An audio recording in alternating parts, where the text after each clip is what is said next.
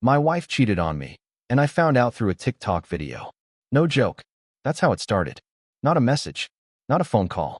Not even a suspicious look across the dinner table. Just a random TikTok video, 12 seconds long, posted by our nanny. She didn't even mean to expose anything. That's the part that still screws with my head.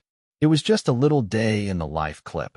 Kaylee, our 22-year-old nanny, does those kinds of videos all the time.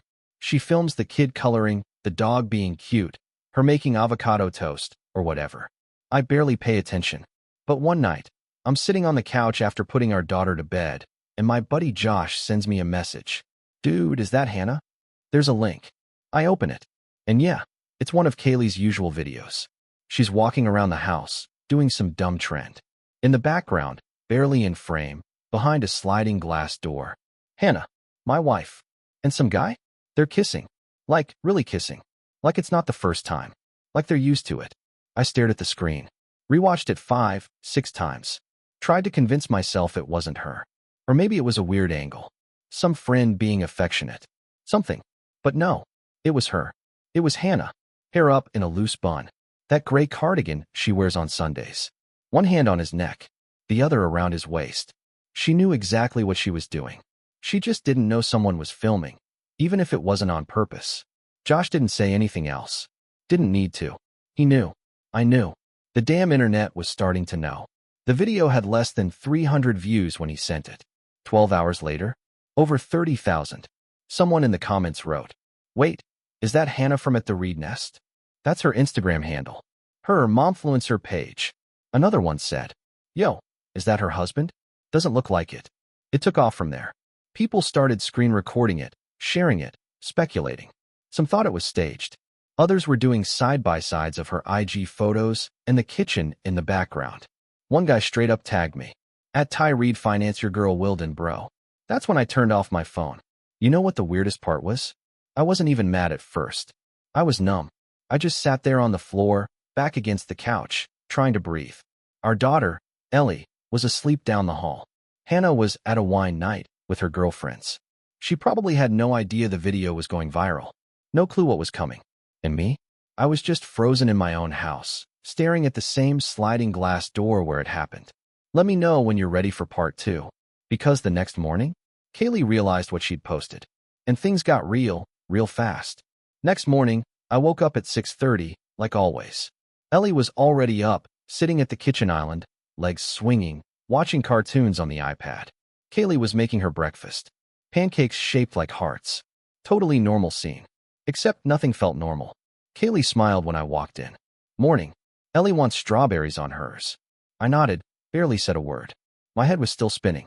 I hadn't slept. Barely blinked. I just laid there most of the night, watching the shadows crawl across the ceiling. I didn't say anything yet. I needed her to say it first. 10 minutes later, I heard her phone vibrate. Then again. Then again. She checked it, frowned, and her whole face shifted. Okay, weird. I think one of my videos blew up overnight." She scrolled for a second. Then she went pale. "Oh my God." I looked at her. "Just figured it out?" She blinked at me, frozen. "Mr. Reed. I swear I didn't know." "I know. I didn't see them in the background. I wasn't even paying attention. I was just—" "It's fine," I said. "It's not your fault." And I meant that. She was a kid trying to get TikTok views, not a homewrecker. She just happened to accidentally film my wife hooking up with someone who wasn't me. She deleted the video. Didn't matter. It was already screen recorded and reposted 100 times. Damage was done. At 9:40 a.m., Hannah walked in the door. Sunglasses on. Big iced coffee in hand. Looked like she'd just wrapped a yoga class and a light therapy session. She kissed Ellie on the head, smiled at Kaylee, then looked at me like nothing happened. "Hey babe, you're home late." Late? I hadn't even left yet. She was still running autopilot, still playing house. I just stared at her. She paused. Noticed the air shift. "What's wrong?" I motioned toward the hallway. "Let's talk." Upstairs. She followed, probably thinking I was going to bring up something dumb. A missed bill, a calendar mix-up, some PDA thing. We got into the bedroom. I closed the door. I didn't yell. Didn't throw anything. Didn't start with, "How could you?" I just pulled out my phone, opened TikTok, and hit play. 12 seconds. Her. The guy. The kiss. The proof. I turned the screen toward her. Recognize this? She froze. Didn't deny it. Didn't gasp. Just went quiet. Then said, "Where'd you get that?" I laughed. "Where'd I get it? The whole internet has it now." That's when she sat down. Not in panic, in calculation. "This doesn't mean what you think." "Okay," I said. "What does it mean?" She started spinning. Something about being confused. Feeling alone. Said she was caught in a moment. That the guy was just someone she knew from work events. That she didn't plan it. Didn't mean to hurt me. That it didn't define her. I just stood there. Didn't say much. Let her talk. Because when someone's digging a hole, you don't grab the shovel. You let them keep going. She ended it with, "Can we please just get ahead of this? We can make a statement. Say it was old. Staged. Whatever." That's when I realized she didn't care about what she did. She cared about who saw it. That night, I found out who the guy was. And that's when it stopped being betrayal. It became humiliation. I was sitting in the garage. Door cracked, fan running. Just needed air. My phone buzzed, a message from Josh again. "Bro, I think I know that guy."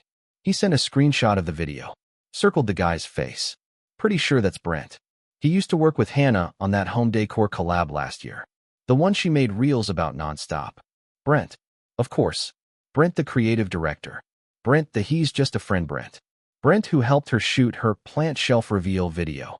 Brent who once stayed late for editing. I remember asking her once if he was single. She rolled her eyes and said, "Seriously? He's married. He has a kid." "Yeah. Well, apparently not married anymore." I looked him up. His Instagram was private, but his bio still linked to a design agency they both used to tag. I checked their page. Gone. His name scrubbed off the team list. No trace of him in the last few posts.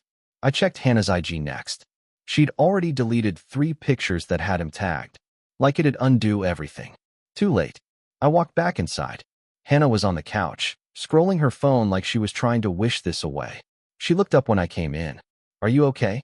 I just asked. "How long's it been going on?" She hesitated. Then, "A couple months." A lie.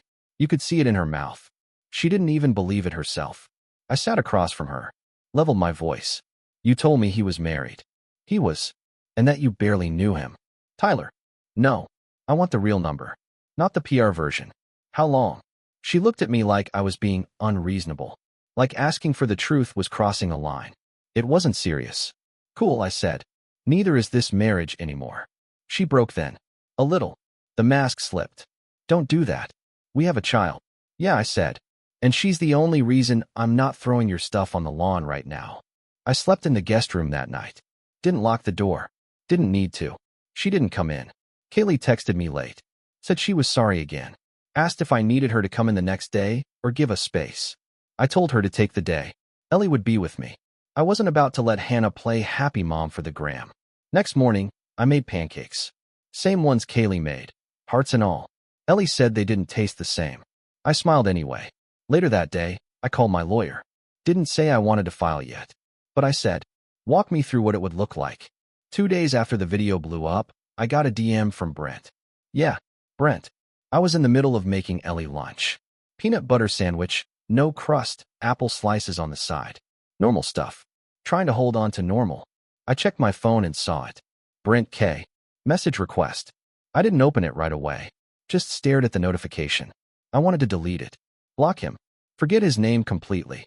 But curiosity's a bitch. So I opened it. "Tyler, I don't expect you to respond. But I wanted to say I'm sorry. This wasn't how it was supposed to happen." "Supposed to happen?" He went on. "It started a while ago, but it wasn't serious at first. I honestly thought you guys were separated." That's what she told me. Said things were over, but not public yet.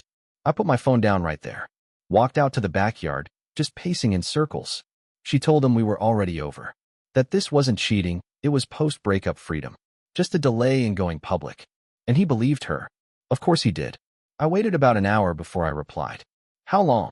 He messaged back quick. "Since early spring. April, I think." That was 6 months ago. 6 months of lying. 6 months of waking up next to me.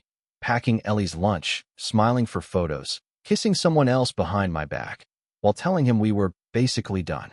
I didn't respond again. Didn't need to. He sent one more message the next morning. "She lied to both of us. I just figured you deserved to hear it from me." For a moment, I almost felt bad for the guy. He looked like a scumbag online, but truthfully, He got played too. Difference is, I had a kid to protect. He just had his ego. That night, I confronted Hannah again. She was sitting at the dining table with her laptop, editing some sponsored post draft. I said, "So, just to be clear, we were separated in April?" She looked up, blinked. "What are you talking about?" "Brent. He messaged me. Said you told him we were done months ago?" Her face dropped. "He messaged you?" "Yep. Said he thought I knew. That I was fine with it. Thought it wasn't cheating. She didn't even try to deny it. I just didn't want to complicate things." That's what she said. I didn't want to complicate things. Like me, our daughter, our life, were just some annoying footnotes in her private romance novel. I looked at her. Calm. Quiet. "You know what the most painful part is?" She didn't answer. "You weren't just cheating. You were rewriting the whole story. For him. For yourself. And now, I get to be the villain, because it fits your new script." I told her I'd be staying at a hotel for a few nights. Said she could have the house for now. Ellie would stay with her, but I'd pick her up every afternoon after school. And that I'd be filing. Officially. She didn't argue. She didn't cry. She just looked hollow. Later, Kaylee texted me again. "Hey, sorry again about the video. If you ever want help with Ellie outside work stuff, I'm around." I just replied, "Appreciate it." Because honestly, Kaylee accidentally did what no one else had the guts to do. Show me the truth. I thought the internet would move on. I thought people would forget. But no, it just got worse. The reposts kept multiplying. Different angles. Slowed down versions. Memes. Someone added dramatic music under the video, labeled it "Momfluencer Gets Caught Cheating Live." It hit 500,000 views in 3 days. And then, it crossed into YouTube. Reaction channels. Commentary pages. One guy with 1 million subscribers did a full breakdown of Hannah's Instagram versus real life. Here she is saying family is everything. Now here she is making out with the guy from HomeGoods behind her husband's back. People ate it up. Her DMs flooded. Brands pulled out. 3 sponsored posts got pulled before they went live. She tried to comment under the original video. Said it was edited. Said it was taken out of context. Someone replied, "Girl, you edited yourself out of context." Brutal. At first, she acted like it wasn't a big deal. It'll pass. The internet's attention span is short. Something new will come along. But it didn't. Because the comments kept reminding her. Because every time she posted, someone would tag me. Every time she smiled in a photo, someone would comment, "Is Brent holding the camera?" She couldn't control the narrative anymore. And that drove her insane. A week later, she finally snapped. I came by the house to pick up Ellie after school. Usual routine, quick handoff, no small talk. But this time, she followed me out to the car. "You need to fix this." I turned. "Fix what? You haven't said anything. You're just letting people drag me online like I'm a monster." I looked at her like she'd lost her mind. "You were the one who cheated, Hannah. Not like this. This isn't fair. You're letting strangers tear my life apart." I stepped closer. "You tore your own life apart. You just didn't expect the internet to notice." She got quiet then. Real quiet. And I realized something. This wasn't about our marriage. This was about her brand. The marriage had been dead for months. But the image? That perfect little curated fantasy? She still thought she could save it. That night, she posted a healing update on Instagram. One of those black and white stories with a long caption. "This week has been hard. I've made mistakes. But I'm human. Please respect my family's privacy during this difficult time." Comments were off. But the screen recordings? Those had comments. And people weren't buying it. Meanwhile, Ellie started asking questions. "Why don't you sleep at home anymore?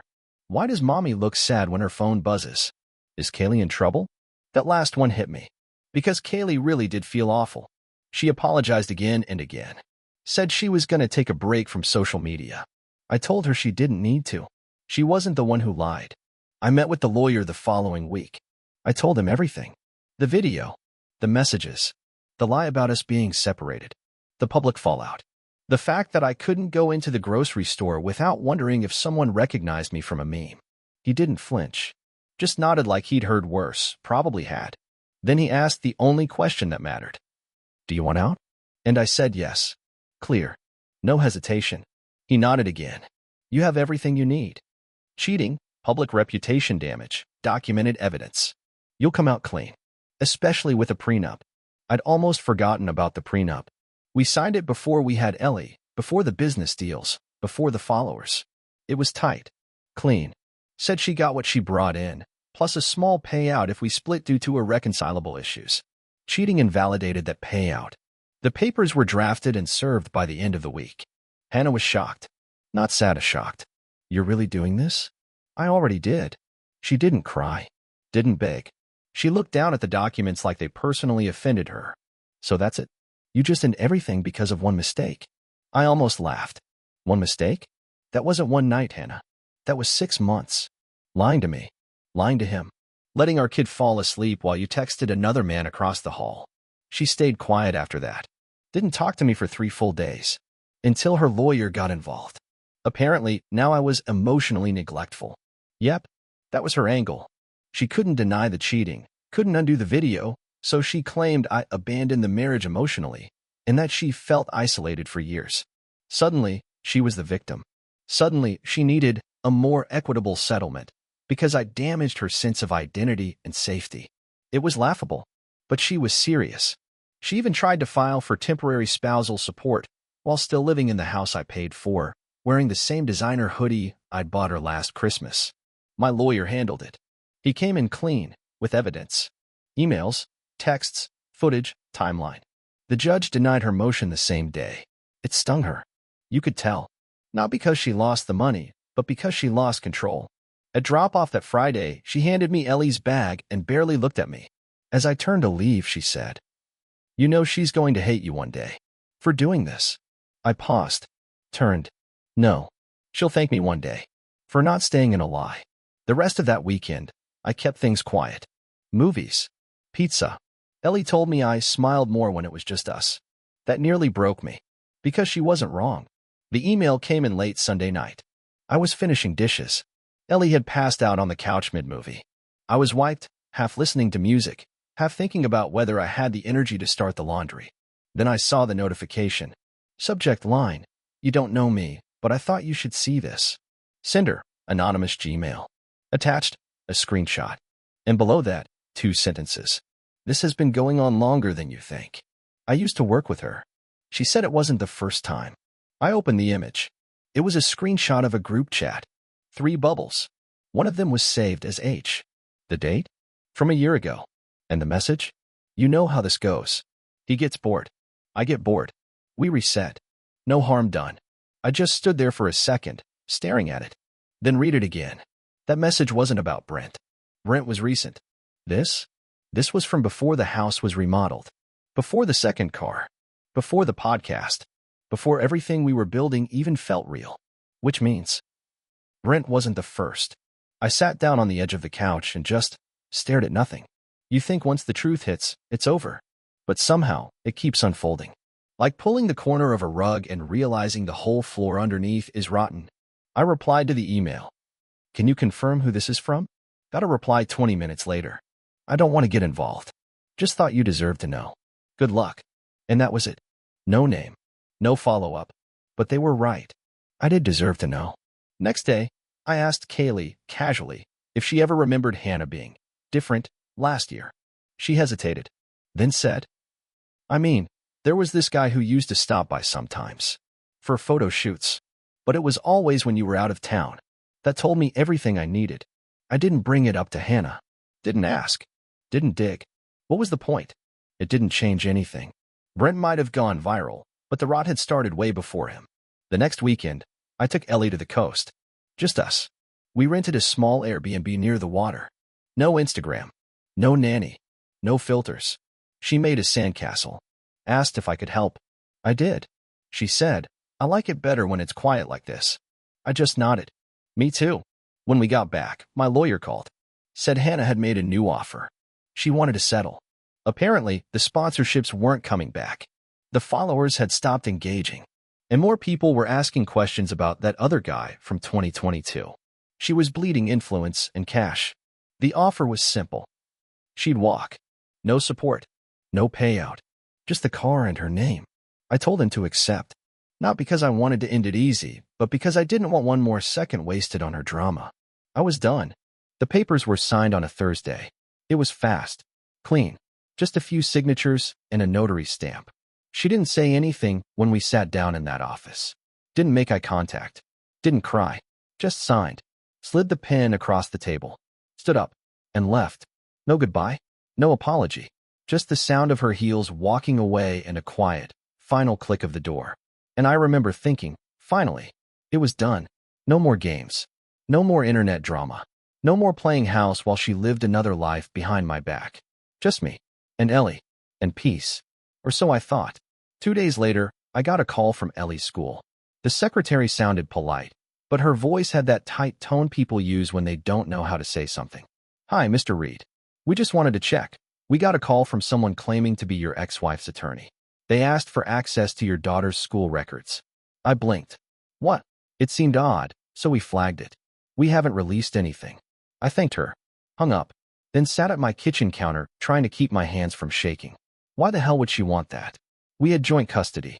Everything was already agreed on. Nothing needed access. I called my lawyer. Told him what happened. He was quiet for a second, then said, she's trying to build a new case. A new case for what? We're divorced. Custody. Turns out, when you lose control of your narrative publicly, you sometimes try to grab it back privately. And the only card she had left was Ellie. She'd already burned the marriage, the money, and her reputation. But her mom identity? She still thought she could salvage that. The next week, I started seeing subtle shifts. She posted more photos with Ellie. More grateful mom moments. A carousel of pictures labeled starting fresh with the one who matters most. Her face wasn't even in half of them. It was Ellie, front and center. Smiling, drawing, dancing in a field. She even posted an old photo of the three of us, captioned, "No matter what happens between two people, the love for your child remains." That one almost made me throw my phone. I didn't respond publicly, didn't comment, didn't call. Instead, I documented everything. Every post, every call to the school, every message she sent trying to clarify things that didn't need clarifying. Because if she was going to drag this into court again, she was going to do it alone. Then, just like that, she stopped. No more posts. No more school calls. No more mentions of lawyers. Like someone finally told her to sit down. My guess? Her new attorney realized she didn't have a leg to stand on. Not with the internet still dragging her in comment sections. Not with screenshots. Not with the viral videos still bouncing around Reddit threads. She had no ground to fight from. The silence felt good. For the first time in months. It was actually quiet. I didn't want to do it. Honestly, I kept putting it off. Told myself she was too young. That she didn't need the weight of adult problems on her 6-year-old shoulders. But Ellie wasn't dumb. Kids feel what's real way before you spell it out. She'd already been asking questions for weeks. Why don't you and mommy live together anymore? Why do you and mommy never talk? Why did Kaylee stop filming videos? Each one was a little stab. Not because I didn't have answers, but because I didn't know how to give her the right ones. Ones that were honest, but didn't turn her against her mom. Or make her feel like love just disappears when someone messes up. But it had to happen eventually. So one Saturday morning, I sat down with her at the kitchen table, pancakes in front of her, sunlight creeping in through the blinds. She was coloring a unicorn. I said, "Hey, can we talk for a minute?" She looked up. Am I in trouble? I smiled. Not at all. Then I took a breath. I told her the simplest version of the truth. That sometimes, people who love each other make mistakes. And sometimes, when they don't fix those mistakes, the love doesn't work anymore. That mommy and daddy both want her to be happy, safe, and loved. But we weren't making each other happy anymore. I told her none of it was her fault. That she didn't do anything wrong. That grown-up problems are never because of little kids. And that no matter where she is, mommy's house, daddy's house, school, wherever, she'll always be loved. She didn't say much at first. Just listened. Then she asked, "Is that why mommy cries when she thinks I'm not looking?" That hit harder than anything. I just nodded. Yeah, probably. I don't want anyone to be sad, she said. I don't either, I told her. But it's not your job to fix that. We sat there a little longer. She went back to coloring. After a while, she said, "I like it better when you laugh. You didn't laugh a lot before." And that's when I knew. She noticed everything. That night, I got a message from Hannah. "Ellie told me you had a talk. Thank you for not turning her against me." I didn't reply. Not because I wanted to be cold, but because she was still treating it like a PR move. Like I'd done her a favor by keeping it clean. I didn't do it for her. I did it for Ellie. Because that little girl deserved truth without trauma, love without loyalty tests, and a life that wasn't built on covering up someone else's mess. 3 months after the divorce was finalized, I got a letter in the mail. Not an email, not a text, a real letter, handwritten, in a pale pink envelope. No return address, but I knew the handwriting. It was from Hannah. Inside was one sheet of paper. No greeting. No, dear Tyler. Just a short paragraph. I don't expect forgiveness. I just want you to know I understand now what I broke. I didn't get it then. I thought I was trapped, and I thought I deserved more. But what I had was already more than I'd earned. You were a better man than I was ever willing to admit. I hope one day Ellie sees that too. I read it once. Then again. And you know what? I didn't feel anything. Not anger. Not relief. Just a kind of stillness. That's how I knew it was really over. The house is different now. Not because I changed much. I didn't. Same couch. Same kitchen. Ellie's art's still on the fridge. But the air feels clearer. Like it belongs to us now. Kaylee came back part-time, a few months later. She offered, said she missed Ellie. And Ellie missed her. Funny thing is, she still does TikToks. But now she double-checks the background like her life depends on it. We joke about it sometimes. One day she said, I still can't believe that video blew up like it did. And I said, I can. It was the only honest thing anyone saw that whole year. Hannah still posts, just way less. No more sponsors. No more hashtags about healing. Just the occasional photo of Ellie with comments turned off.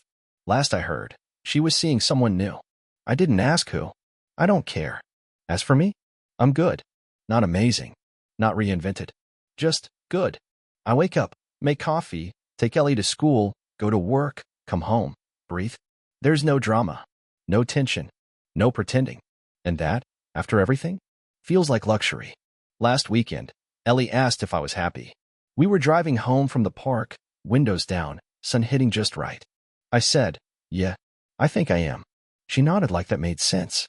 Then she said, I'm happy too. And that was it. The end. No revenge. No victory dance. Just a clean break. A better life. And peace.